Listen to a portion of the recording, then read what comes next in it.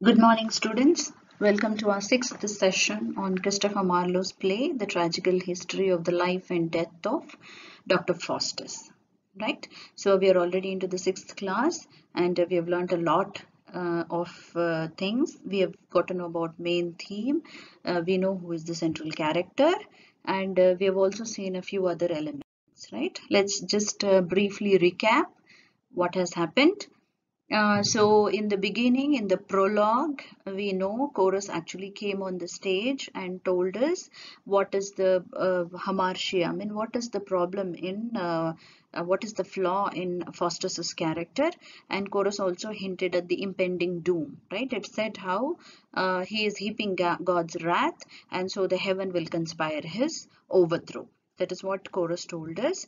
And next we had Faustus himself giving a peek into his mind in Act 1, Scene 1, where Faustus in his soliloquy actually tells us what is going on in his mind.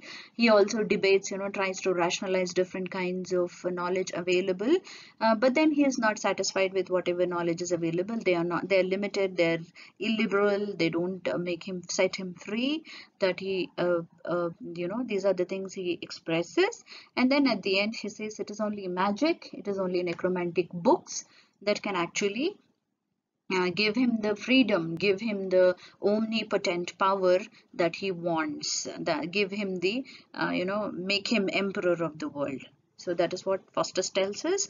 Then we also briefly met Wagner, his servant, and then how Faustus meets his German friends Waldus and Cornelius, and how both of them actually try to teach the fundamentals of magic to Faustus. Right? That is what we discussed, and we also know Faustus is actually now determined and he is going to learn magic.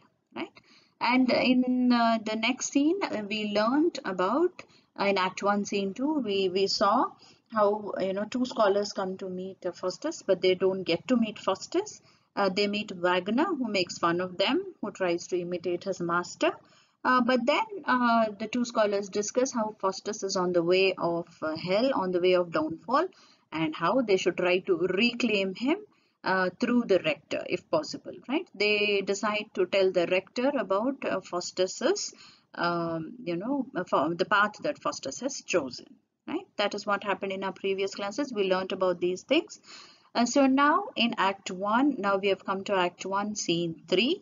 This is a very, very crucial scene for the way the plot of the play develops. So what are we going to learn through this class? So we are going to learn, you're going to get introduced to a very major character called Mephistopheles, right? It is after Dr. Faustus, it is Mephistopheles who is an important character in our play. So you're going to get introduced to Mephistopheles, a fallen angel. He is a representative of hell here, and he's come on behalf of Lucifer, the Lord of the hell. Right? We also get to know about Faustus's bargain. The most important element of Faustus's bargain with the devil is what we learn here.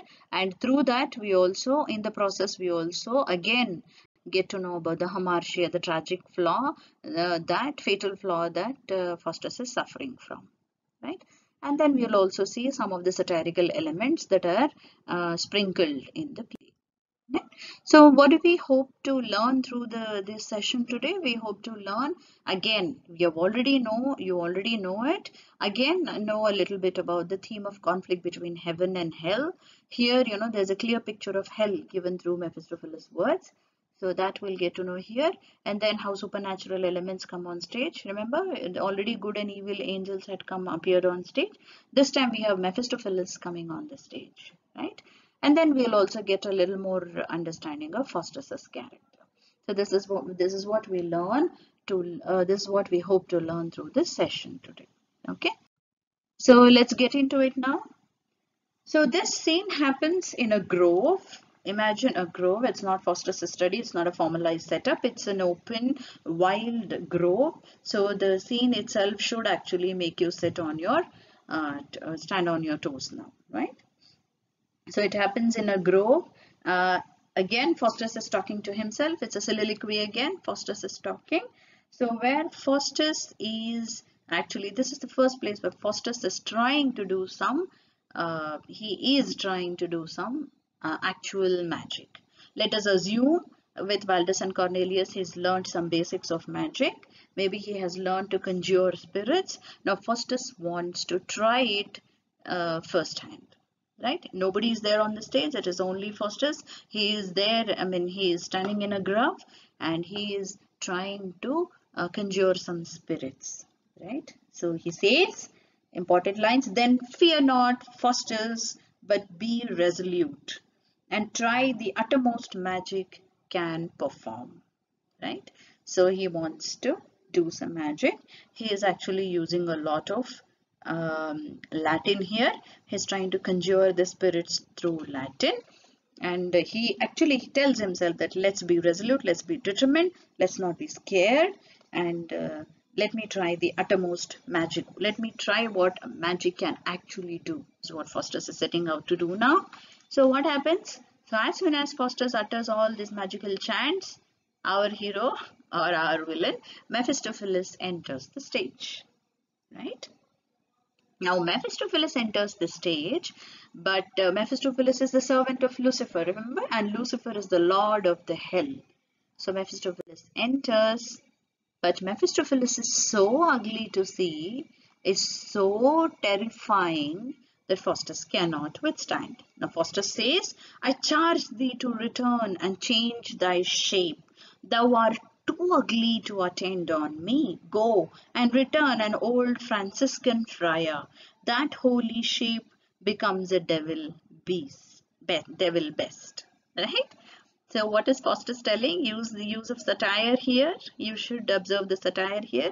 Faustus is asking Mephistopheles to go back and come in the shape of a Franciscan friar. Now you know that friars are people belonging to a particular religious order. So they're supposed to look something like monks, and satirizing the monks, satirizing the religious order, because now Faustus is asking the devil to appear in the shape of a Franciscan friar. Right? That you have to remember, and you have to, when you want to write about the satire in Dr. Faustus, you will have to mention these elements. Right? Now, Faustus, when Mephistopheles exists to come in a different form, Faustus is very happy, he thinks. Mephistopheles is blind, and Mephistopheles is very obedient. He has so much humility towards Faustus. These are the things that Faustus is thinking, and then he is really happy. Let me read those lines. How pliant is this Mephistopheles, full of obedience and humility. Such is the force of magic and my spells. Now, Faustus, thou art conjurer laureate. Beautiful lines, very, very important lines. Faustus thinks Mephistopheles is blind, Mephistopheles is obedient, and Faustus, this is the force of magic. This is what magic can do, and Faustus thinks he could conjure Mephistopheles through his spells, and he thinks Faustus calls himself conjurer laureate. Right? Conjurer laureate. So he has mastered the art, is what Faustus thinks, and Faustus is reveling in this, reveling in realization that he has mastered the art of magic. Right? Now Mephistopheles comes back. He comes like a Franciscan friar, like Faustus wanted, but very soon Mephistopheles is going to tell us he did not come because of Faustus' spells, but he came because Mephistopheles comes to anybody who has deviated from the path of the Lord, from the path of the Christ. Right? So this itself should have served as some kind of warning to Faustus, that Faustus is not as omnipotent, is not as powerful as he is thinking, but that Mephistopheles has his say in what he is doing. Right? Faustus is not able to see that some kind of lust for power is putting a blanket before his eyes. Right? So for Mephistopheles is telling us, for when we hear one rack the name of God, when one dooms the name of God, for when we hear one rack the name of God, abjure the scriptures and his Savior Christ, we fly in hope to get his glorious soul. Right? That is what Mephistopheles is telling. Mephistopheles is telling us, whoever observes the scriptures, whoever leaves the path of the Lord, of Christ, we are going to go to them. We are going to go to snatch their glorious soul, is what Mephistopheles is telling. Okay, but Faustus is not able to see what he is actually doing. Okay, so so Faustus shows his determination on practicing black magic and surrendering his soul to Lucifer for 24 years. Now, what is Faustus going to do? Faustus is actually next few lines. Faustus actually asks a lot of question about who is Lucifer, what happened to him. He was once upon a time he was a favorite of God, which is true, as it is explained in Bible. Once upon a time he was a favorite of God. What happened to Lucifer? Why was he actually overthrown of heaven? Why did he come to occupy hell? And how is hell to see? All these questions Faustus has for Mephistopheles. And Mephistopheles very obediently, very clearly answers the questions of Faustus. Right?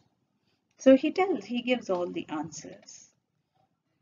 Okay, and at some point, very important line for us is Mephistopheles is telling that Lucifer, the arch-regent and commander of all spirits, Lucifer was the arch-regent and commander of all spirit, see, I'll read you the lines. Faustus is asking, was not that Lucifer an angel once? Mephistopheles says, yes, Faustus, and most dearly loved of God. Faustus, how comes it then that he is prince of devils now? Mephistopheles, oh, by aspiring pride and insolence, for which God threw him from the face of heaven. Right? Very clear answer. He tells because Lucifer also had pride and insolence. He wanted to equate with God, and that is why God threw him from the face of heaven. Does something sound very familiar to you, students? Yes. What is familiar? Faustus also suffers from the same hubris. He also suffers from the same hamartia of pride and insolence. Right? That is what we see here. So we have to remember Faustus also has the same problem. We should also remember that Faustus is also going to be damned in hell like Lucifer. Okay, so that is the exchange of words that happens between these two people, Mephistopheles and Faustus. But Faustus is resolved. Whatever reason, he wants to continue with the devil. So he says, say he surrenders up to him his soul, so he will spare him 24 years. Now Faustus wants Mephistopheles to carry his message to Lucifer. What is the message? Dr. Faustus wants to surrender his soul to Lucifer for 24 years. What is he getting in return? He has to get omnipotence. He has to get a control over the world in exchange for his 24 years of servitude to Lucifer. So he will spare him 20 years, letting him live in all voluptuousness. Having thee ever to attend on me, to give me whatsoever I shall ask, to tell me whatsoever I demand, to slay my enemies and aid my friends, and always be obedient to my will. Go and return to mighty Lucifer, and meet me in my study at midnight, and then resolve me of thy master's mind. Very clear lines from Faustus. Faustus is very clear. He wants this. He wants Mephistopheles' total obedience for 24 years, and for this he is going to sell his soul to Lucifer. Okay, so Faustus wants answer by midnight. He is only giving a few hours to Mephistopheles. He asks Mephistopheles to go to Lucifer, convey him his message, and bring Lucifer's take on it by midnight. Okay, Mephistopheles says, I will, Faustus. So exits, and Faustus thinks, Faustus is all happy. Had I as many souls as there be stars, I would give them all for Mephistopheles. By him I'll be great emperor of the world. So what Faustus wants is to be the great emperor of the world. To put it in quotes, remember, these are the quotes which are important for you when you write the answers, you have to mark these lines and keep them in your mind. So Faustus says, I'll be great emperor of the world. That is what he wants. And he thinks with Mephistopheles, he will be able to achieve that. Okay. So Mephistopheles promises to follow commands of Faustus. He also gives insights into the hellish world of Lucifer. I told you. Mephistopheles carries the message of Faustus to Lucifer. Faustus again dreams to possess superhuman status to become the emperor of the world. Okay, so that is what is happening. So let us see what else we have to see through the play. So we know that Faustus himself declares an allegiance to Lucifer for next 24 years of his life in return for magical omnipotence that Mephistopheles can, by his side, he would be able to achieve, right? So now Faustus sells his soul to so therefore Faustus sells his soul to Lucifer in exchange for an invincible authority over the entire world. Faustus assumes to achieve this with the assistance of the fallen angel of Lucifer, that is Mephistopheles. Now, what is the importance of scene 3? Scene 3 is the first scene where Faustus is taking first step in entering into a pact with the devil, right? It's a step towards that. So what he has been thinking in the previous scenes and preparing for with the help of his friends like Valdus and Cornelius is initiated through this scene. Faustus is able to conjure Mephistopheles and make him act according to his desires, right? Lending his lust in necromancy a concrete object to be happy about, right? He formally abjures Trinity, proving the first scholar's apprehension that his fall is irredeemable. He has embraced hell, he has embraced Lucifer, he has embraced the world of necromancy.